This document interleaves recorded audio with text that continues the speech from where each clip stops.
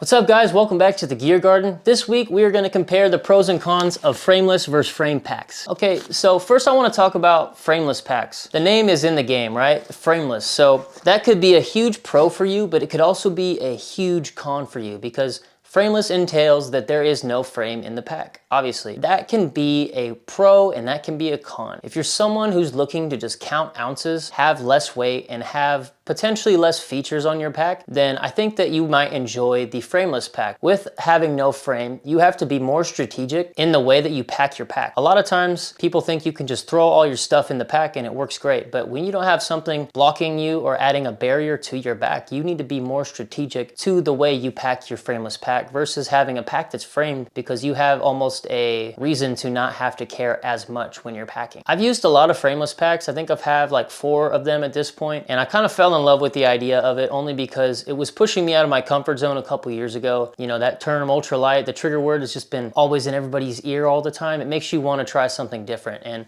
traditionally as a kid, I grew up backpacking using external frame packs and then moving up to big packs like the Ospreys and North Face branded stuff. And you kind of get really used to that comfort.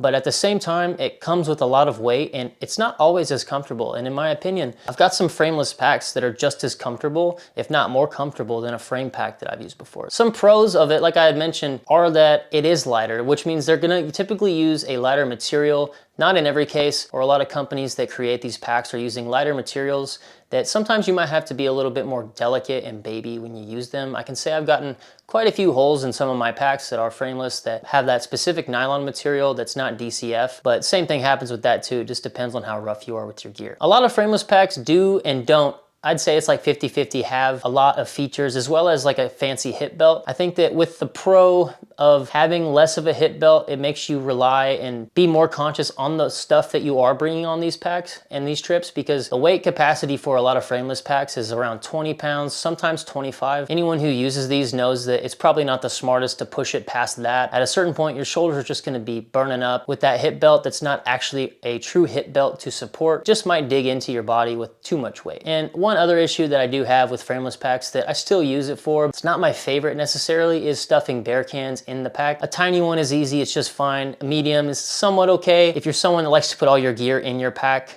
a big bear can in your pack is not exactly the most comfortable thing. You can put as much stuff behind it, but if your pack's only so big, which typically frameless packs are not huge and they don't have the biggest of bodies, you're really gonna feel that bear can on your back, even with a Gossamer pad or a lot of stuff behind it. It's just a lot more pressure on your back. Another big pro of frameless packs is a lot of times they do come in at a slightly cheaper price point. I'd say the ones that I've spent money on have been between $180 and about $260, versus a frame pack can run anywhere from about that starting price, maybe slightly lower, to, you know, anywhere between $500–600. Depends on the brand and the material. So if you're looking to pinch a little bit more pennies and get something that's more affordable as well as functional, I think a frameless pack might be a good choice for you. Okay, next we are gonna talk about framed packs. So in this example, the Hyperlights or any of these Gossamer Gears, all these companies that are frame packs, it's a different kind of frame than a traditional Osprey or REI pack that you're gonna find at the store. Typically, a lot of these have just a giant aluminum stay in it, whether it's 1 or 2. And some packs actually allow you to take that out, which is kind of nice. So if you wanna have a pack that's dually frameless and framed, you have that feature and that option as well. But I will say that the way that the aluminum stays function in the pack really just improves your overall experience when you're out on the trail with the heavier load. A lot of frame packs do come with a couple of extra features. As I mentioned, typically with the frame pack, you're gonna have a nicer hip belt on your pack that's actually a part of the functioning part of the pack. It's not just there for aesthetic or pockets. It's gonna help take some weight off your shoulders and your chest. Another thing that a lot of companies do is add load lifters. There's very few frameless packs that have load lifters. For someone that wants to transfer your weight a little more technically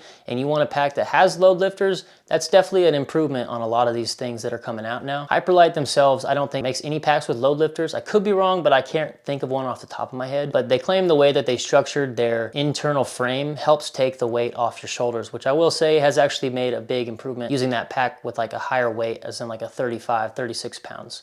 Made it a lot smoother for me. Another pro of the pack that has a frame is that the bear can is not nearly as big of an issue. You have something pulling that off of your back. It's some extra support. You can add more support to go with the frame blocking anything that might be protruding or poking through as well. And if you're someone that likes to just throw all your stuff in your pack. A frame pack is typically easier to pack. You don't need to be as mindful. I like to pack it the same as a frameless pack just because I like to know and see where everything's going and have a good equal weight distribution. But overall, the packing experience should be a lot easier. Typically, the price points for frame packs are higher, as I was mentioning. You're paying for a frame, which can, for whatever reason, cost a ton of money, even if it's just aluminum. But I think that it will improve your overall experience and carry capacity in the backcountry as well. The frame itself can add a good 10 to 15 pounds paired with the hip belt to your load capacity. A lot of packs are ranged at, in this ultralight world, I'd say around 35, 40 pounds for Hyperlights and Durstons. And then, you know, you have those bigger packs like Ospreys that can weigh up to almost 5 pounds themselves, that have insane capacity carries. If you're not someone that wants to get a big old pack and you want to have that same functionality with a frame pack, I would recommend getting one of these ultralight brands. It costs a little more, but it's super functional and it lasts a long time. I need to know who is using framed or who is using frameless, so please comment down below. Make sure you like this video, subscribe to the channel, share this video with your friends, and I will see you next time on the Gear Garden.